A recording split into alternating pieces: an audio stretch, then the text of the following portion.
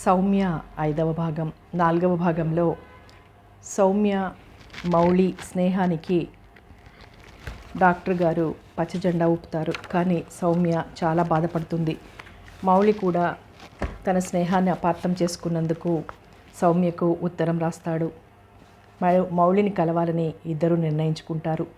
ఇక రమణి సౌమ్యను అస్సలు ఇష్టపడటం కాకుండా అసూయపడటం మొదలు పెడుతుంది.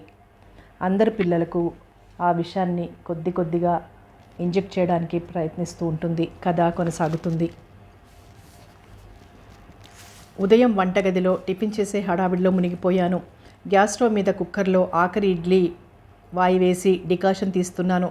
పిల్లలంతా శ్రద్ధగా పుస్తకాల ముందు కూర్చున్నారు. డాక్టర్ గారు హాస్పిటల్కి వెళ్లేందుకు తయారవుతూ షేవ్ చేసుకుంటూ గదిలో ఉన్నారు. మౌళి స్నానం ముగించి బద్ధకంగా బెడ్ మీద పొర్లుతున్నారు. కాలింగ్ బెల్ మోగడంతో చేతిలో పని వదిలి తలుపు తీశాను. ఎదురుగా నడివయస్సు స్త్రీ, చేతిలో సంచి, పెట్టె, సరంజామా. ఎవరు కావాలి? ఆమె గుమ్మంలో నిలబడ్డ నన్ను ఎగాదిగా చూసింది. విదిలించి పారేసినట్లు నాకు తిక్క పుట్టుకొచ్చింది ఆ చూపుతో. ఎవరు కావాలంటే మాట్లాడరేం అన్నాను కొంచెం కటుగా. నువ్వెవరసలు అంటూ గుమ్మానికి అడ్డుగా నించున్న నన్ను ఒక్క విసురుతో తప్పించుకొని లోపలికొచ్చి రమణి అంటూ ఓ కేక పెట్టింది. రమణి, మణి, చిట్టి ముగ్గురు గదిలో నుండి బయటకు వచ్చారా కేకతో. ఆమెను చూసిన వాళ్ల ముఖాల్లో సంభ్రమం. పెద్దమ్మా అంటూ ముగ్గురు ఆమె చేతుల్లోకి వెళ్ళిపోయారు. నాకు అర్థమైంది. ఆమె విశాల అక్క జానకమ్మ. జానకమ్మ చేతులు బారచాపి పిల్లల ముగ్గురిని దగ్గరకు తీసుకొని చనిపోయిన చెల్లెల్ని తలుచుకొని పెద్దగా శోకాలు పెడుతోంది. పిల్లలు బిక్కమొహాలు వేసుకుని చూస్తున్నారు. ఈ హడావిడికి డాక్టర్ గారు బయటకు వచ్చి చూశారు. వదినగారిని చూస్తూనే ఆయన ముఖం కఠినంగా మారింది. వాకిట్లో ఏమిటది? లోపలికి రండి అన్నారు. జానకమ్మ పిల్లల్ని తీసుకుని వంటగదిలోకి వెళ్ళింది. అమ్మా, మీకెంత కష్టం వచ్చిందే తల్లి. దేవుడు మిమ్మల్ని తల్లి లేని పిల్లల్ని చేశాడు కదే తల్లి అంటూ ముక్కు చీదేస్తూ శోకాలు పెట్టింది. మరోసారి విశాల చనిపోయిన తర్వాత ఇంతవరకు ఒక్కసారి కూడా అంతులేని ఈ మనిషి హఠాత్తుగా ఇలా ఊడిపడటమో, పిల్లల మీద ఇంత అపేక్ష కురిపించడమో నాకు చాలా వింతగా అనిపించింది. నెమ్మదిగా వంటగదిలోకి వెళ్ళారు. కానీ అప్పటికే జానకమ్మ టిఫిన్ ప్లేట్లలోకి తోడి పిల్లల ముందు పెట్టి కొసరు తినిపిస్తోంది. ప్రయాణం చేసి వచ్చిన మనిషి స్నానం కాదు కదా, కనీసం కాళ్ళు చేతులు అయినా కడుక్కోకుండా, బట్టలైనా మార్చుకోకుండా అలా వంటింట్లోకి ఎగబడ్డం నాకు చాలా చిరాకేసింది. మీరు స్నానం చేసి రండి, నేను వడ్డిస్తాను అన్నాను. జానకమ్మ ముటముటలాడుతూ చూసింది. అదే చూపు. ఈ ఇంట్లో నువ్వెవరు? అదే ఆ చూపుకు అర్థం. రమణి, మీ నాన్న ఉంచుకున్నాడన్నది ఈ మహాతల్లినేనా అంది నా ఎదుటే. రమణి అవునన్నట్లుగా తల ఊపింది. ఇద్దరినీ కలిపి నిలువున ఉరి తీయాలన్నంత కోపం వచ్చింది. కోపంతో కళ్ళల్లో నీళ్లు తిరిగాయి. నేను ఉంచుకున్న దానిని కాదు, సలక్షణంగా పెళ్లి చేసుకున్న దాన్నని ఎలా చెప్పాలో అర్థం కాలేదు. సున్నితమైన విషయాన్ని మోటుగా అసహ్యంగా ఎలా మాట్లాడగలరో. నా తల్లే ఎంత చిక్కిపోయారే. ఎంతైనా పరాయి పెట్టు తల్లి పెట్టవుతుందా? కడుపు నిండా తినండమ్మా అంది ఆనాడే మొదటిసారిగా వాళ్ళు టిఫిన్ తింటున్నట్లు. ఏమిటి విషయం? ఇంతకాలం లేంది ఈ ఒక్కరోజే ప్రేమంతా ఒలకపోస్తుంటే కనీసం ఈ పిల్లలకైనా బుద్ధి లేదేం? జానకమ్మ తాను కూడా మరో ప్లేట్లో టిఫిన్ వడ్డించుకొని ఆవురావురమంటూ తింటోంది ఏదో సణుగుతూనే. ఆ తిండి చూస్తుంటే నాకు కంపరం వేసింది. ఎంతో కాలంగా తిండి ముఖం చూడనట్లు ఆబగా తింటోంది. డాక్టర్ గారికి ఆలస్యం అయిపోతోంది. ఈ మహాతల్లి గిన్నెల ముందు నుండి కదలడం లేదు. మీరు కొంచెం పక్కకు తప్పుకుంటారా? ఆయనకు టిఫిన్ పెట్టాలి అన్నాను. జానకమ్మ నా వైపు చురుక్కున చూస్తూ పక్కకు తప్పుకుంది. మౌళికి టిఫిన్ పెట్టి ఆయన కొరకు టిఫిన్ హార్లిక్స్ తీసుకొని గదిలోకి వెళ్ళాను. డాక్టర్ గారు టిఫిన్ తీసుకుంటూ ఉండగా అడిగాను, ఇంతకాలం ఏమైందండి ఈమె? ఆయన చెప్పింది విన్నా నా గుండెల్లో రాయి పడింది.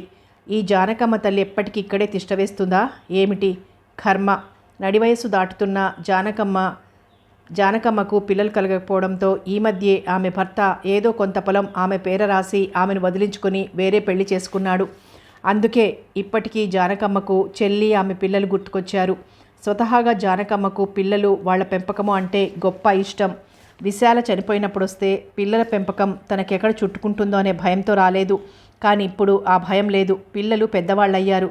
అంతేకాదు మరిది డాక్టర్గా బాగా సంపాదిస్తున్నాడు. ఆ సంపాదన అంతా అదెవతో అనుభవిస్తుండడం ఆమెకు సుతారాము గిట్టలేదు. అందుకే పెట్టా బేడా వేసుకుని అకస్మాత్తుగా ఊడిపడింది. డాక్టర్ గారు హాస్పిటల్కి వెళ్ళిపోయారు. జానకమ్మ పిల్లల్ని ముగ్గురిని దగ్గర కూర్చోబెట్టుకొని ఇంటి విషయాలన్నీ వివరంగా అడిగి తెలుసుకుంటూ గద్ద కళ్ళతో ఇంటిని, ఇంట్లోని ఖరీదైన వస్తువుల్ని పరిశీలిస్తోంది. దేనికైనా పెట్టి పుట్టాలంటారు, అందుకే అంది నిట్టూరుస్తూ. తన ఆస్తంతా ఎవరో దోచుకుపోయినంత కసి ఆ మాటల్లో. ఇల్లంతా కలియదిరుగుతూ గెస్ట్ రూమ్లో ఉన్న మౌళిని చూస్తూ, రమణి, ఆ గదిలో ఉన్న ఆయన ఎవరే అంది అదో రకమైన కుతూహలం వ్యక్తం చేస్తూ లోగొంతుకుతో. రమణి గొణుగుతున్నట్లుగా ఏదో చెప్పింది. అంతే. జానకమ్మ స్వరం తారాస్థాయినందుకుంది. ప్రపంచంలో ఎక్కడా జరగని అనాచారమేదో తన చెల్లెలి ఇంటనే జరిగిపోతున్నట్లు లబలబలాడిపోయింది. హవ్వా, ఇంత ఘోరకలు ఎక్కడైనా ఉంటుందా? భోగం కొంప కంటే కనా కష్టమైపోయింది. మొగుణ్ణి చేతగాని వాణ్ణి చేసి రంకు మొగుడిని తెచ్చుకొని ఇంట్లో పెట్టుకుంటుందా? మీ నాన్నకెట్ట బుద్ధి లేకపోయిందే రమణి? ఇద్దరినీ కలిపి బయటికి గెంటక. నోరు పెంచుకొని నరుస్తున్న జానకమ్మ వాగ్ధాటిని ఎలా ఆపాలో తెలియడం లేదు. ఈ మాటలన్నీ మౌళికి కూడా వినిపిస్తున్నాయనే స్పృహతో సిగ్గుతో చితికిపోతున్నాను. అతనికి వినిపించకూడదని కోరుకున్నాను, కానీ వినిపించకుండా ఎలా ఉంటుంది? వినాలనేదే జానకమ్మ ధ్యేయమైనప్పుడు మీరేం మాట్లాడుతున్నారో మీకు తెలుస్తోందా అన్నాను కోపంగా జానకమ్మతో. జానకమ్మ చేతులు మొహము అష్టవంకర్లు తిప్పుతూ, హాసిని, జానగదే, డబ్బు కోసం ఆ పిచ్చి మహారాజును కట్టుకుని పబ్లిక్గా వీడితో కులుకుతున్నావన్నమాట. వయసొచ్చిన ఆడపిల్లలు గల ఇళ్ళని ఇంగితమైనా లేదేమే నీకు? జానకమ్మ పేట్రేగిపోయింది. బుద్ధి లేకుండా మాట్లాడకు. ఆయన డాక్టర్ గారి స్నేహితుడు. నాలో కోపం, ఉక్రోషం కలిసి కన్నీళ్లుగా బయటికి దూకుతున్నాయి. పిల్లలంతా చుట్టూ చేరి తమాషా చూస్తున్నారు. ఒకరిద్దరు పొరుగు వాళ్ళు కూడా చేరారు. దొంగను రెడ్ హ్యాండెడ్గా పట్టుకున్నప్పటి పోలీస్ ఆఫీసర్ ముఖంలా జానకమ్మ ముఖం విజయ గర్వంతో వెలిగిపోతోంది. ఇంత గొప్ప తప్పు చేస్తున్న నన్ను పట్టుకున్న ఘనతతో. అవునే, అవును మరి. ఆడది బొంకు నెరవక ఊరుకుంటుందా? ఆయన స్నేహితుడని గాక నీ స్నేహితుడని చెప్తావా? ఇరుగు పొరుగు నోట్లో గడ్డి పెడతారనైనా లేదేమే? అలాంటి మనిషిని ఎలా ఎదుర్కోవాలో నాకు తెలీదు. అంతకంతకు పెంచుకుంటూ పోతున్న ఆ గొంతు, ఆ ధోరణి. ఓహ్, ఆడవాళ్లకు ఇంత నోరుంటుందని, ఆ నోటికి ఇంత పదునుంటుందనే విషయం నాకు అంతకు పూర్వం అనుభవంలోకి రాలేదు. ఆ నోటి తాకిడికి తట్టుకోలేక ఏడుస్తూ వెళ్ళి మంచం మీద వాలిపోయాను. అరిచి అరిచి అలసిపోయి ఊరుకుంది జానకమ్మ. అప్పటికి మౌళి ఏమనుకుని ఉంటాడు? ఇక అతనికి నా ముఖం ఎలా చూపించను? నా కళ్ళల్లో ఉపికిన కన్నీటి వెల్లువను ప్రయత్నించి అడ్డుకట్ట వేయలేకపోయాను. మధ్యాహ్నం చిన్ని స్కూల్ నుండి వచ్చి అమ్మా అన్నం అనే వరకు అలాగే పడుకొని ఏడుస్తూ ఉండిపోయాను. అప్పుడు గుర్తుకొచ్చింది, అప్పటి వరకు అతిథి అయిన మౌళికి కూడా భోజనం పెట్టలేదని. అతని ఎదుట పడాలంటే ప్రాణం చచ్చిపోయినట్లుగా ఉంది. అతని ముఖం చూడటం ఎలా? తప్పదు. అవమానాలను భరిస్తూ బతకడానికే నేను పుట్టినప్పుడు మొహం తప్పించుకొని తిరగడంలో అర్థం లేదు. చిన్నీకి అన్నం పెట్టాను. ప్లేట్లో భోజనం సర్దుతుండగా నా కళ్ళు భయంగా జానకమ్మ ఉనికిని వెతుకుతున్నాయి. జానకమ్మ లేదు. పొరుగింటికి పెత్తనానికి వెళ్ళింది. గబగబా మౌళి గదిలోకి వెళ్ళాను. గది తలుపులు దగ్గరగా వేసున్నాయి. తలుపులు నెట్టుకుని లోపలికి అడుగు పెట్టాను. గది ఖాళీగా ఉంది. మౌళి గదిలో లేడు. మౌళికి సంబంధించిన ఏ చిన్న వస్తువు అందులో లేదు. నేను మ్రాన్పడిపోయాను. టేబుల్ మీద పెట్టిన ఉత్తరం నా దృష్టిలోకి వచ్చింది. ఉత్తరం చేతుల్లోకి తీసుకున్నాను. సౌమ్య, మీకు చెప్పే వెళ్దామనుకున్నాను, కానీ ఆ సమయంలో నా ఉనికి మీకు అభ్యంతరంగా, అభిమానంగా ఉంటుందని ఆ ప్రయత్నాన్ని విరమించుకున్నాను. దేవపారిజాతం భయంకర అగ్నికీలల మధ్య చిక్కుకుపోయింది.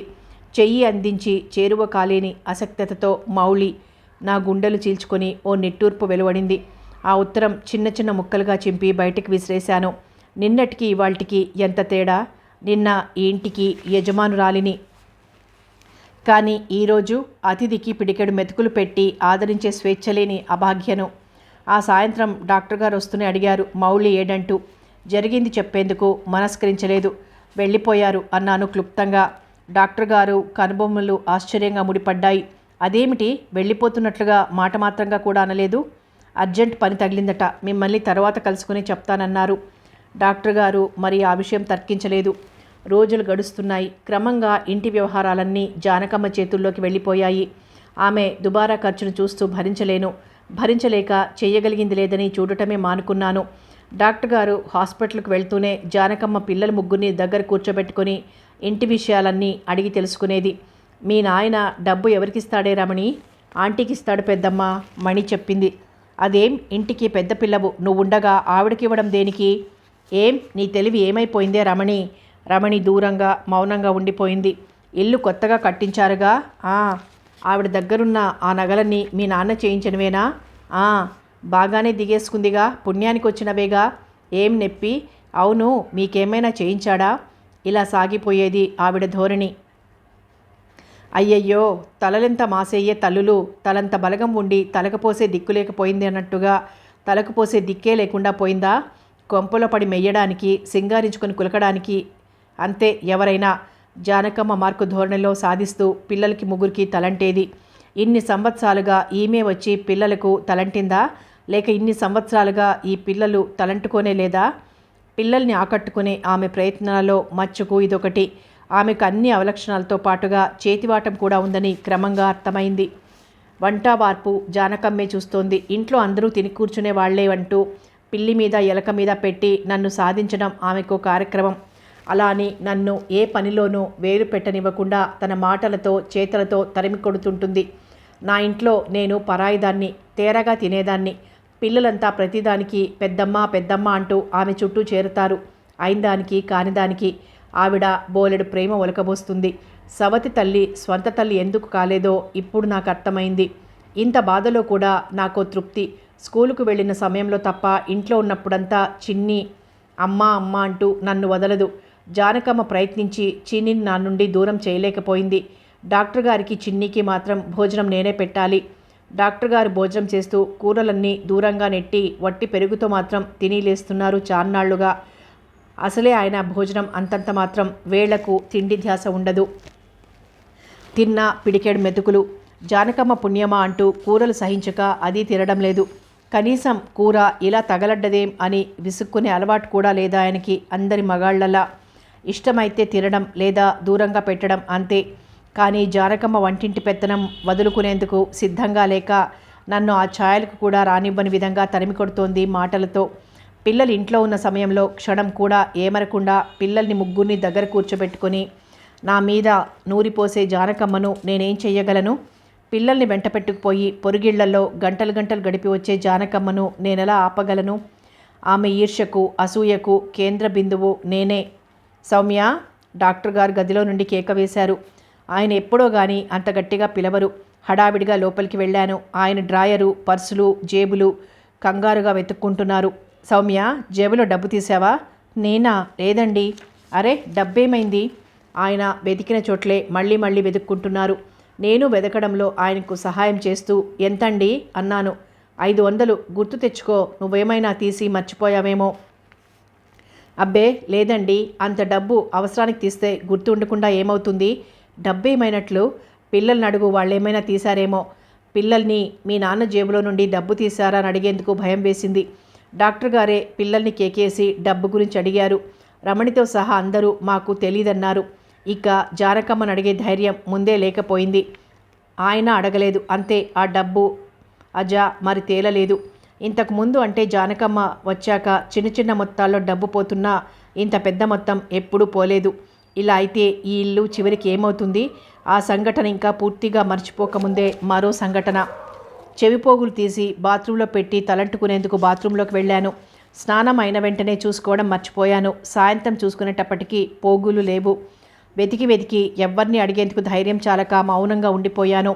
ఇలాంటివే చిన్న చిన్న దొంగతనాలు సర్వసామాన్యమైపోయాయి ఇంట్లో. దొంగతనం జరిగిన ప్రతిసారి జానకమ్మ డాక్టర్ గారు ఇంట్లో లేకుండా చూసి పిల్లిని ఎలకను తిడుతూనే ఉంటుంది. ఈ పిల్లల్ని చూస్తుంటే నాకు చాలా విచిత్రంగా ఉంటుంది. రమణి ప్రవర్తన, ఆ పిల్ల నా పట్ల ప్రదర్శించే అకారణ ద్వేషం, వైరం రోజురోజుకు భరించరానిదవుతోంది. రమణిని చూస్తుంటే నాకు ఇప్పుడు ఆశ్చర్యంతో పాటు భయం కూడా పట్టుకుంది. తన కాలేజీ పాఠాల కన్నా నన్ను, నా ప్రతి కదలికను భూతద్దం నుండి పరిశీలించి ద్వేషించడమే తన ముఖ్యమైన పనిగా పెట్టుకుంది. తన తండ్రిని వల్లో వేసుకుని తన తల్లి స్థానంలో సుఖపడిపోతున్నానని ఆ పిల్లకు నన్ను చూస్తే ద్వేషం, అసూయ. ఈ కారణంగా ఎప్పుడూ చిరచిరలాడుతూ ఆడపిల్లలకు స్వభావ సిద్ధంగా ఉండాల్సిన మార్దవాన్నే కోల్పోతోంది. రమణికి ఈ విషయం ఎలా తెలియపరచడం? అక్కను అనుసరిస్తున్నారు మిగిలిన 2 పెద్ద పిల్లలు. 15 ఏళ్ల మణి ప్రపంచంలోని మొండితనానికి అంతా వారసురాలుగా తయారవుతోంది. నేను తన సవతి తల్లిని కాబట్టి ఏదో విధంగా నన్ను బాధ పెట్టడమే తన ధ్యేయంగా పెట్టుకుందా పిల్ల. తానేం చెప్పినా అందరూ నమ్ముతారు, సానుభూతి కురిపిస్తారు. ఆ విషయం మణికి బాగా తెలుసు. చిట్టి అమాయకురాలు. ఎవరేం చెబితే అదే నమ్మే చిన్నపిల్ల. అందరూ నన్ను గురించి చెడుగా చెప్పడం చేత సవతి తల్లి బూచిని భయపెట్టడం చేత తన పెద్ద పెద్ద కళ్ళతో అమాయకంగా నన్ను పరిశీలిస్తూ ఉంటుంది. ఇప్పుడు అక్కలాగే పిల్లలిద్దరూ నన్ను ఆంటీ అని పిలవకుండా ఎంతో అవసరమైతే ఇదిగో నువ్వు అంటున్నారు. కారణం ఏమైనా కావచ్చు. ఈ పిల్లలు నా ప్రాణం. వీళ్ళ ఉజ్వలమైన భవిష్యత్తు పొందాలని కోరుకునే వాళ్లలో నేను ప్రథమురాల్ని. కానీ దురదృష్టవశాత్తు వీళ్లకు నేనేమీ కాదు. ఇంట్లో పనేమీ లేదు. ఒకటే ఆలోచనలు. అంతా కలిసి నన్ను వెలివేసినట్లుగా ఏ పనిలోనూ చెయ్యి పెట్టనివ్వరు. డాక్టర్ గారు ఇంట్లో ఉన్నంతసేపే నేనా ఇంటి మనిషిని. ఆయన బయటికి అడుగు పెడితే నేనా ఇంటికి ఏమీ కాని అనామకురాల్ని, ఏదో తెలిసిన దాన్ని. ఇది నా పద్ధతి, ఇది నా పరిస్థితి. చిన్ని ఫ్రాక్ మీద ఎంబ్రాయిడరీ చేస్తూ కూర్చున్నాను. డాక్టర్ గారు గదిలో ఏదో చదువుకుంటున్నారు. రమణి గదిలో అవి ఇవి గిరాటు కొడుతూ హడావిడి పడుతోంది. జానకమ్మ కూడా రమణితో ఏదో గుసగుసగా మాట్లాడుతూ అక్కడే తచ్చాడుతోంది. అదేమిటో అర్థం కాలేదు. ఫీజు కడదామని పొద్దుట ఇక్కడ పెట్టిన 100 రూపాయలు ఏమయ్యాయి అంటూ డ్రాయర్ మీద పెట్టిన వస్తువులన్నీ చిందరవందరగా విసిరి కొడుతూ రంకెలు వేస్తోంది రమణి. రమణి తల్లి, ఇంట్లో పెట్టిన డబ్బు ఎక్కడికి పోతుందే అమ్మా? ఇంటి దొంగను ఈశ్వరుడైనా పట్టలేడని ఊరికే అనలేదు మరి. సన్నాయి నొక్కులు నొక్కుతూ అంది జానకమ్మ అది ఇది వెతుకుతూ. ఇంట్లో ఎవరు తీశారని ఎవరిని అంటే ఎవరు ఊరుకుంటారు? నా పెట్టి చూసుకోవే అమ్మా. చచ్చా, నువ్వు ఊరుకో పెద్దమ్మా, నిన్నెందుకంటాను? అమ్మాయి, డబ్బు పాపిష్టదే తల్లి. ఇక డబ్బు కోసం నానా గడ్డి కరిచే వాళ్ళ సంగతి వేరుగా చెప్పాలా? ఎవరి జాగ్రత్తలో వాళ్ళు ఉండటం మంచిదే తల్లి. ఇవాళ 100 అయింది, రేపు 1000 అవుతుంది. ఎవరు చెప్పగలరు? జానకమ్మ పరోక్షంగా ఎవరిని సాధిస్తోందో అర్థమైంది. రమణి రుసరుసలాడుతూ వస్తువులన్నీ విసిరికొడుతోంది. చచ, మనుషులన్నాక నీతి నిజాయితీ ఉండాలి. అడ్డమైన గడ్డి కరిచి సంపాదించిన డబ్బు ఎంతకాలం ఉంటుంది? 100 రూపాయల కొరకు ఇన్ని అనిపించుకునేందుకు మానాభిమానాలుండాలి. ఆంటీ ఆంటీ అంటూ నా చుట్టూ తిరిగిన పిల్లేనా ఈ పిల్ల? ఆంటీ, నాకు భయం వేస్తోంది అంటూ దోసిట్లో ముఖం దాచుకుని ఏడ్చిన రమణేనా ఈ రమణి? అయినా అడ్డమైన వాళ్లను ఇంట్లో చేరిస్తే ఇల్లు ఇంతకంటే బాగా ఎలా ఉంటుంది? రమణి సాధింపు కొనసాగుతూనే ఉంది. రమణి, ఎందుకమ్మా అలా నోరు పారేసుకుంటావు? ఈ ఇంట్లో బయట వాళ్ళు ఎవరున్నారు? డబ్బు ఎక్కడ పెట్టావో జాగ్రత్తగా వెతుకు. రమణి వాచాలత్వం అప్పటికి ఎంతసేపటిగానో వింటూ భరిస్తూ వచ్చిన డాక్టర్ గారు కోపం దిగమింగుకుంటూ శాంతంగా అన్నారు గది బయటికి వచ్చి. ఎక్కడ వెతకను డాడీ? అది చేరవలసిన చోటుకే చేరినప్పుడు వెతికితే మాత్రం దొరుకుతుందా మన పిచ్చి గాని? రమణి, మనసులో ఏదో పెట్టుకొని అందరి మనసులు బాధ పెట్టడం మంచిది కాదు. ఆంటీ మన కోసం ఎంత చేసిందో నీకు తెలుసు. మీరు ఉండండి డాడీ, ఆవిడ మీకేదో మందు పెట్టుంటుంది. కుక్కను సింహాసనం ఎక్కించినట్లు మీరు ఆవిడికి ఇల్లంతా అప్పగించితే ఆవిడ గారేమో ఇల్లంతా ఆయన గారికి దోచిపెడుతోంది. చిచి, నీతి జాతి లేని మనుషులు. డాక్టర్ గారికి ఆవేశం హద్దులు దాటింది. రమణి చెంప చెళ్ళుమంది. రమణి దిమ్మెరపోయింది. దెబ్బతో నక్షత్రాలు కనిపించుంటాయి. డాక్టర్ గారు మరో దెబ్బ వేసేందుకు చెయ్యెత్తారు. నేను ఆలస్యం చేయకుండా ఆయన చెయ్యి పట్టుకున్నాను గట్టిగా. ఆయన ఒక్కసారి తెలివి తెచ్చుకున్నట్లుగా ఉలిక్కిపడి చెయ్యి దించి గబగబా గదిలోకి వెళ్ళిపోయారు. రమణి నా వంక నిరసనగా ఓ చూపు విసిరి విసవిసా నడిచి మరో గదిలోకి వెళ్ళి తలుపులు వేసుకుంది. ఆ వేళంతా అటు తండ్రి కానీ ఇటు కూతురు కానీ గది తలుపులు తీయనే లేదు. జానకమ్మ మణి పుణ్యమా అంటూ ఆ సాయంత్రానికల్లా వీధంతా మారుమోగింది. డాక్టర్ గారి ముద్దుల పెళ్ళాం మాటలు విని పిల్లల్ని చావబాదుతున్నాడట అని. మరుసటి రోజు సాయంత్రం ఆయన రిజర్వేషన్ టికెట్ ఒకటి జానకమ్మ చేతికిస్తూ, రేపు 10 గంటల బండికి మీకు టికెట్ రిజర్వ్ చేయించాను, ప్రయాణం కండి అని చెప్పి గదిలోకి వెళ్ళిపోయారు. ఆయన చర్య నాకు ఆశ్చర్యాన్ని అంతకంటే ఎక్కువ ఆమోదాన్ని కలిగజేసింది. జానకమ్మ మొదట తెల్లబోయింది. ఆ తరువాత అవమానంతో కోపంతో ఆమె ముఖం ఎర్రబడింది. నిప్పులు కక్కే కళ్ళతో నా వంక చూస్తూ మెటికలు విరిచింది. నాకు హాయిగా నవ్వుకోవాలనిపించింది. జానకమ్మ చేతిలో టికెట్ ఉంచి గదిలోకి వెళ్ళి తలుపులు వేసుకున్న డాక్టర్ గారు ఆ రాత్రికిక తలుపులు తీయనే లేదు. ఉదయం లేస్తూనే టిఫిన్ అయినా చేయకుండా హాస్పిటల్కి వెళ్ళిపోయారు. రమణి చెల్లెళ్ళిద్దరినీ హడావిడి చేసి స్నానం చేయించి తలదువ్వి జడలు వేసింది. హడావిడిగా భోజనాలు కానిచ్చారు. ఈ హడావిడి అంతా దేనికో నాకు అర్థం కాలేదు. 9:30 అయ్యేటప్పటికల్లా జానకమ్మతో పాటుగా పిల్లలు 3 బ్యాగ్స్తో సహా ప్రయాణానికి సిద్ధపడ్డారు. చిన్ని, మేము ఊరెళ్తున్నాం, నువ్వు వస్తావా అంది మణి. అమ్మ నేను వస్తాం అంది చిన్ని నా మెడ చుట్టుకుపోతూ. వింటున్న నేను మ్రాన్పడిపోయాను. చిట్టి, ఎక్కడికే ప్రయాణం? ఆతృతగా అడిగాను. మా పెద్దమ్మతో వెళ్ళిపోతున్నాం. రమణి, నాన్నగారికి చెప్పకుండా వెళ్తే బాధపడతారు అన్నాను గొంతు పెగిల్చుకొని. బాధ ఎందుకు? మేం లేకపోతే మీకింకా సంతోషమేగా. మేం మీకు అడ్డమైపోయాం. ఏం మాటలు రమణి, మీరు వెళ్తే నాన్నగారు ఎంత బాధపడతారో నీకు తెలీదు.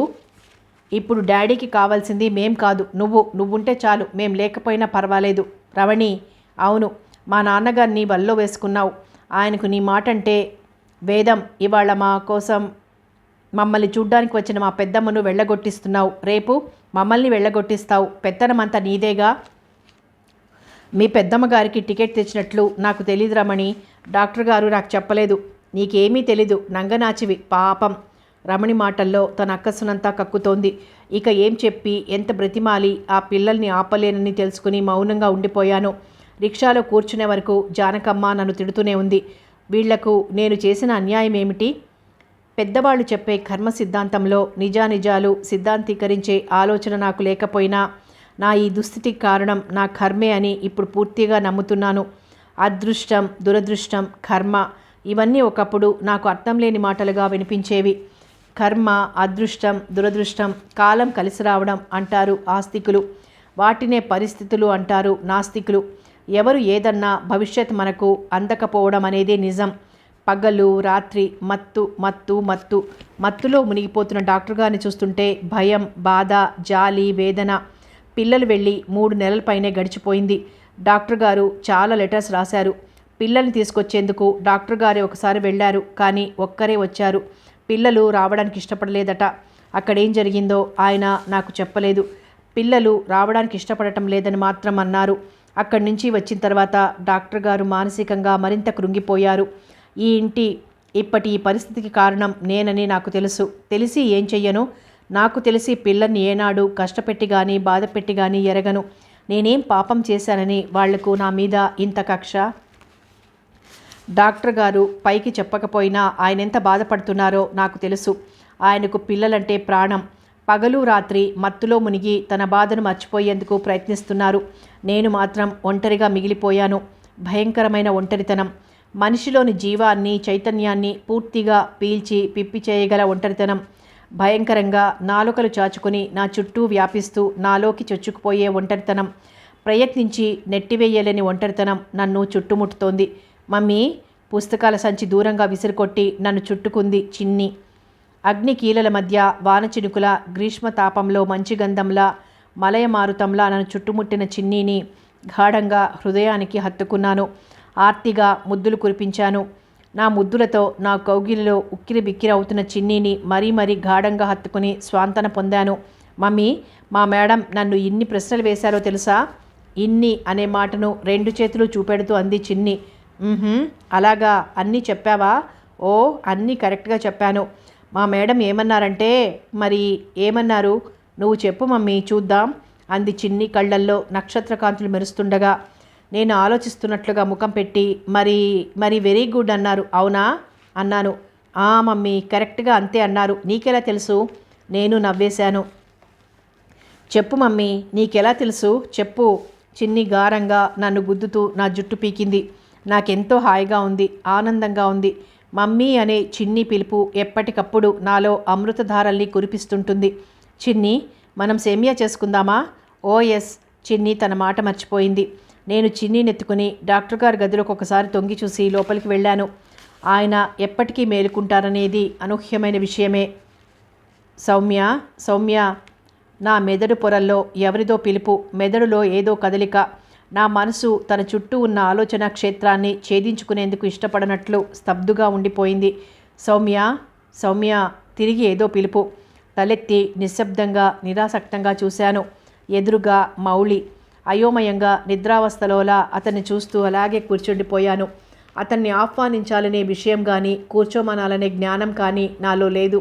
మౌళి ఒక కుర్చీ దగ్గరగా జరుపుకొని కూర్చున్నాడు. సౌమ్య. ఏం జరిగింది?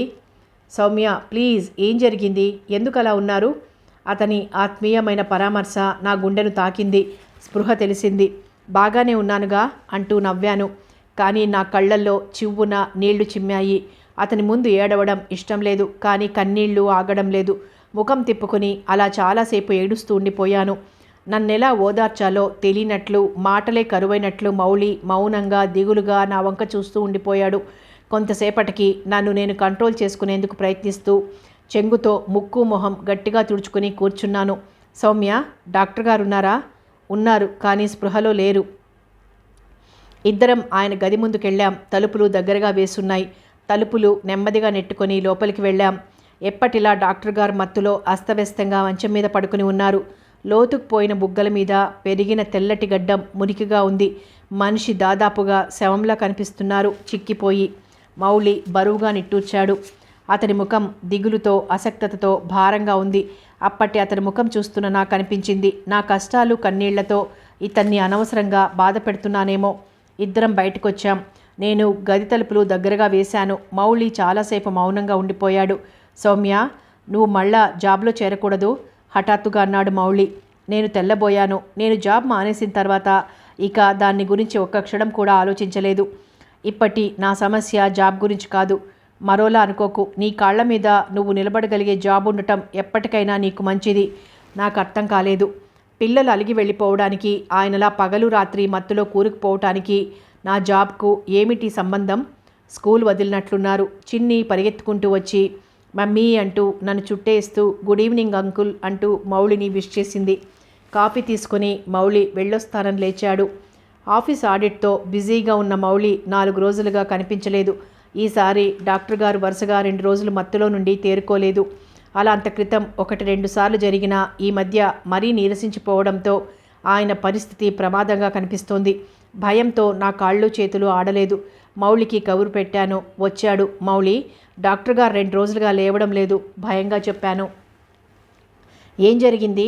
ప్రత్యేకంగా ఏమీ లేదు. 2 రోజులుగా మత్తులో నుండి తెలివి రావడం లేదు. మౌళి వెళ్ళి పిలుచుకొచ్చిన డాక్టర్ శర్మగారు పరీక్ష చేసి ఇంజెక్షన్ చేశారు. నేను దిగులుగా చూస్తూ నిలబడ్డాను. సౌమ్య, డాక్టర్ గారు మరీ నీరసించిపోయారు అన్నారు డాక్టర్ శర్మగారు నిరాశను ధ్వనిస్తూ. నేనేమీ సమాధానం చెప్పలేకపోయాను. నా కళ్ళల్లో నీళ్లు చిమ్మాయి. డాక్టర్ శర్మగారికి మా కుటుంబ విషయాలన్నీ తెలుసు. పిల్లలు అలిగి జానకమ్మతో వెళ్ళిపోవడం కూడా ఆయనకు తెలుసు. మౌళి, డాక్టర్ శర్మగారు, నేను డాక్టర్ గారు ముందు గదిలో కూర్చున్నాం. ముగ్గురి ముఖాల్లోనూ చెప్పలేని బాధ, నిస్సహాయత. మౌళి, పిల్లలు రాందే డాక్టర్ గారు మళ్ళీ మామూలు మనిషి కాడయ్యా. ఏం చేద్దామంటారు డాక్టర్? డాక్టర్ గారు సాలోచనగా తల పంకిస్తూ మౌనంగా ఉండిపోయారు. Doctor, father serious, start immediately అని టెలిగ్రామ్ ఇస్తే అన్నాను. అలాగే చేయి సౌమ్య అన్నారు డాక్టర్ గారు. టెలిగ్రామ్ నేనిస్తే రావాలనుకున్నా రారు డాక్టర్ అన్నాను అభిమానంగా. పిల్లలకు నేనంటే అయిష్టం, అసహ్యం, కక్ష అని నా నోటి మీదుగా నేనే చెప్పాల్సి రావడం. ఓహ్, ఏం చేద్దామన్నట్లుగా డాక్టర్ శర్మగారు మౌళి వైపు చూశారు. సౌమ్య, ఎందుకు ఇలా జరిగింది? పిల్లలు నువ్వంటే చాలా ప్రేమగా ఉండేవాళ్లుగా. నా ముఖం మ్లానమైంది. కారణం ఏమని చెప్పను? రమణి అసూయ అని చెప్పనా? జానకమ్మ ప్రోద్బలం అని చెప్పనా? ఇదంతా నా దురదృష్టం డాక్టర్ అన్నాను గొంతు పెగిల్చుకొని. మరిప్పుడు ఏం చెయ్యాలనుకుంటున్నారు? పోనీ డాక్టర్ గారు, పిల్లలకు మీరిచ్చినట్లుగా టెలిగ్రామ్ ఇవ్వండి. తండ్రికి బాగులేదని తెలిస్తే వస్తారు. అలాగే ఇస్తాను Telegram. Thank you doctor. Mouli నేను ఒకేసారి అన్నాం. థ్యాంక్స్కేముందయ్యా, పిల్లలు వచ్చి పరిస్థితి బాగుపడితే అదే చాలు నిండు మనస్సుతో అన్నారు డాక్టర్ గారు. మౌళి, ఇక నేను వెళ్ళొస్తాను. అలా పోస్టాఫీస్కి వెళ్ళి టెలిగ్రామ్ ఇస్తాను. అడ్రస్ ఇవ్వండి అన్నారు. నేను పాత ఉత్తరాలు అవి ఇవి వెతికి అడ్రస్ తెచ్చి డాక్టర్ గారికి ఇచ్చాను. డాక్టర్ శర్మ గారు డాక్టర్ గారిని మరోసారి పరీక్ష చేసి మరో ఇంజెక్షన్ చేశారు. సౌమ్య, డాక్టర్కి స్పృహ రాగానే తేలికగా ఉండే డైట్ ఇవ్వు. అలాగే డాక్టర్. డాక్టర్ శర్మ గారు అడ్రస్ కాగితం జేబులో పెట్టుకుని వెళ్ళిపోయారు. మౌళి, నేను మిగిలిపోయాం. గదిలో సమాధి స్థితిలో డాక్టర్ గారు. మాటలు రాని, మాట్లాడలేని మూగవేదన. మౌనాన్ని ఛేదించుకుని అక్కడి వాతావరణంలో చైతన్యం సృష్టించగలిగే సమర్థత ఇద్దరిలో ఒక్కరికి కూడా లేదు. కానీ మా అంతరంగాలు మాత్రం. బాహ్య వాతావరణం అంత స్థిమితంగానూ స్తబ్దంగానూ లేదు. కల్లోల కడలిలా నా హృదయం గూర్జిల్లుతోంది. దుఃఖం, నిస్సహాయత, ఆవేదన అగ్నిపర్వతాల్లా గుండెను కుమిలిస్తున్నాయి. సౌమ్య, ధైర్యంగా ఉండు అన్నాడు మౌళి చివరికి గొంతు పెగిల్చుకుని. నేను నవ్వాను. కానీ నా కళ్ళల్లో కన్నీళ్లే చిందాయి. ఏం చూసుకుని ధైర్యంగా ఉండను? ఎవరి ఓదార్పుతో ధైర్యంగా ఉండను? అలాగే అన్నాను కన్నీళ్లు మింగుతూ. మరి కాసేపు కూర్చుని మౌళి మళ్ళీ ఉదయం వస్తాను సౌమ్య అంటూ వెళ్ళిపోయాడు.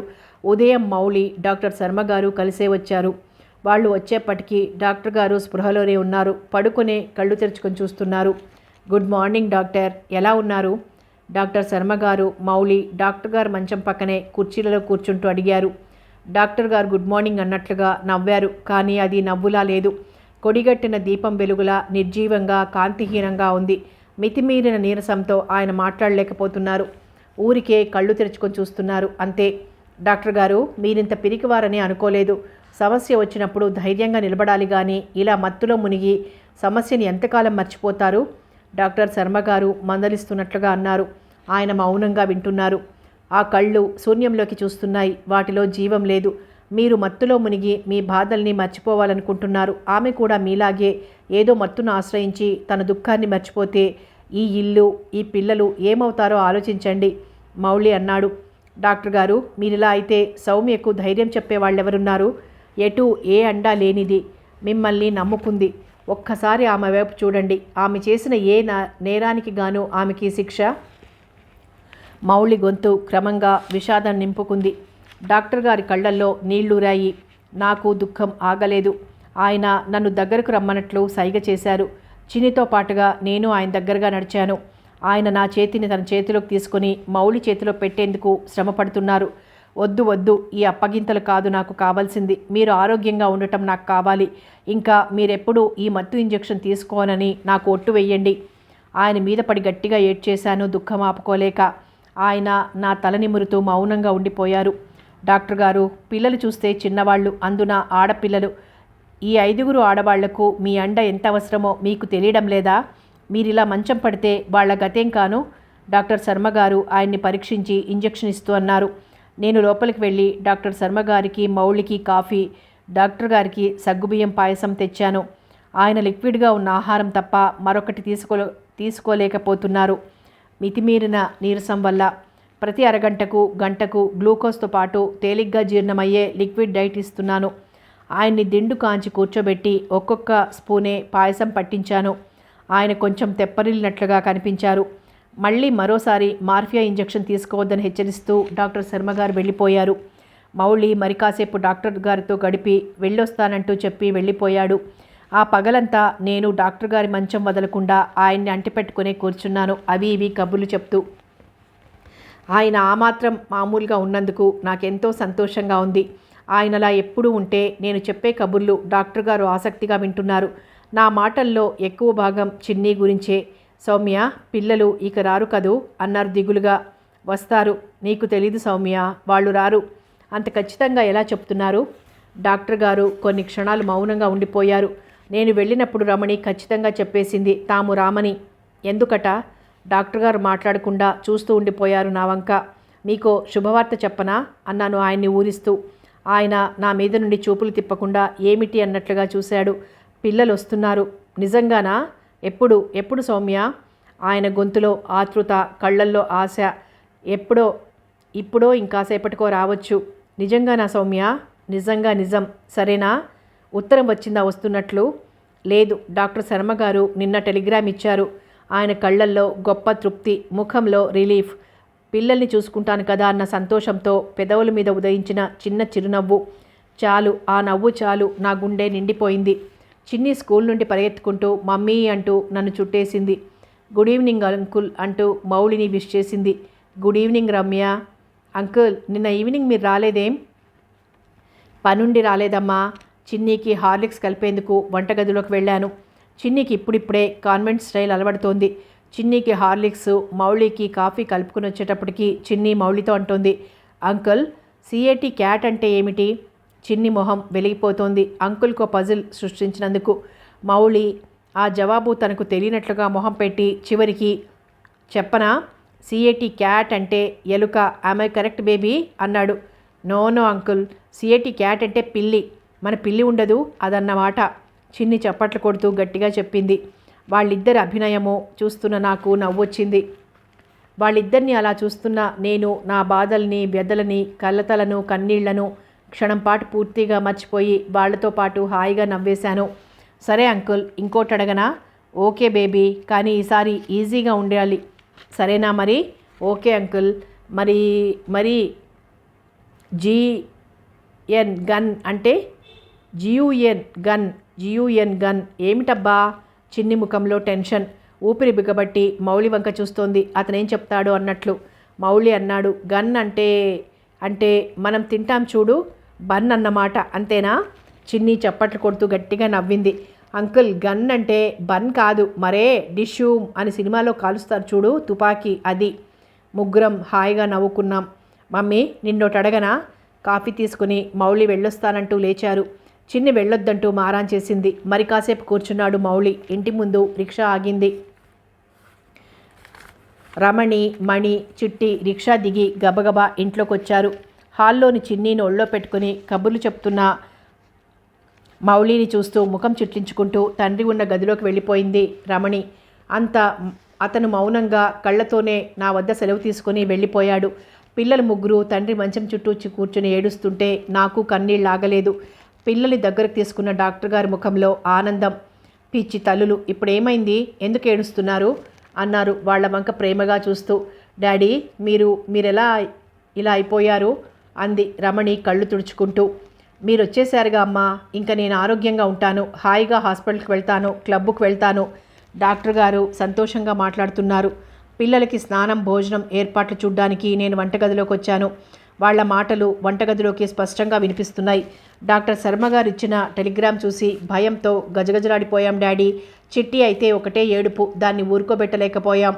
డాక్టర్ గారు మౌనంగా వింటున్నారు. పిల్లలకు తన మీద ఉన్న ప్రేమకు ఆయన పితృహృదయం ఆనంద పరవశం చెందుతున్నట్లుంది. చూసారా డాడీ, మీకు ఇలా ఉంటే కనీసం ఆవిడ గారు తెలియపరచనైనా లేదు. రమణి, ఆంటీ చెబితేనే శర్మగారు టెలిగ్రామ్ ఇచ్చారమ్మా. అసలు ఆవిడకు మేము రావడం ఇష్టం లేదు డాడీ. తప్పమ్మా, ఆంటీ మీకోసం ఎంతో ఎదురు చూసింది.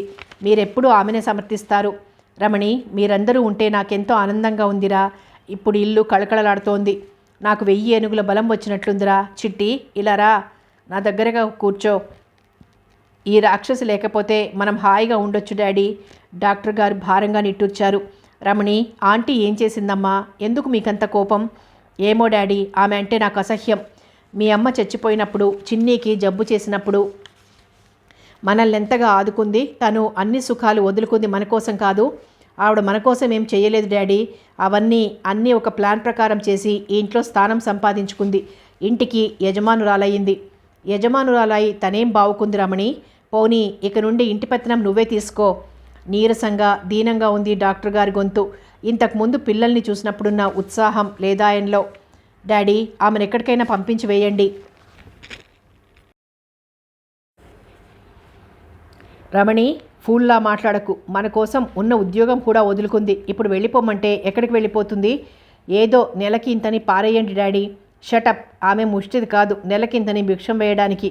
ఆమె లీగల్గా నా భార్య. ఈ విషయం నీకు ఆ ఊళ్ళోనే చెప్పాను. ఎవరికి ఇష్టం ఉన్నా లేకపోయినా నా శరీరంలో ప్రాణం ఉన్నంత వరకు ఆమె ఇక్కడ ఉండక తప్పదు. డాక్టర్ గారి గొంతు నీరసంగానే అయినా కోపంగా పలికింది. రమణికి నేను ఇంట్లో ఉండటం ఇష్టం లేదన్నమాట. దానికి గాను తండ్రి మీద ఒత్తిడి తెస్తోంది. అందుకే ఆయన ఊరు వెళ్ళి వచ్చినప్పటి నుండి మరింత కృంగి కృషించిపోతున్నారు. మౌళి ఉద్యోగంలో చేరమని ఎందుకు చెప్పాడో ఆ క్షణంలో బోధపడింది. ఏది ఏమైనా అసలే అంతంత మాత్రంగా ఉన్న ఆయన ఆరోగ్యానికి ఆవేశం ఎంతమాత్రం పనికిరాదు. ఈ సంఘటనతో ఆయన ఎంతగా వ్యధ చెందుతారో నాకు తెలుసు. ఈ పిల్ల ఇలాగే మాట్లాడుతూ పోతే ఈ సంభాషణ ఆపాలి. నేను చప్పున బయటకొచ్చాను. ఏదో అనేందుకు నోరు తెరిచిన రమణి నన్ను చూసి మౌనంగా ఉండిపోయింది, కోపంగా పెదవి కొరుక్కుంటూ. రమణి, మణి, చిట్టి, స్నానం చేయండమ్మా, భోజనం చెద్దురుగాని అన్నాను. రమణి విసురుగా ముఖం తిప్పుకొని లేచి లోపలికి వెళ్ళిపోయింది. మళ్ళీ ప్రారంభమైంది ప్రచ్ఛన్న యుద్ధం. డాక్టర్ గారి వంక చూశాను. ఆయన కళ్ళు మూసుకొని అశాంతిగా అసహనంగా పక్క మీద కదులుతున్నారు. ఆ ముఖంలో ఇంత క్రితం కనిపించిన జీవకళ ఉల్లాసం లేదు.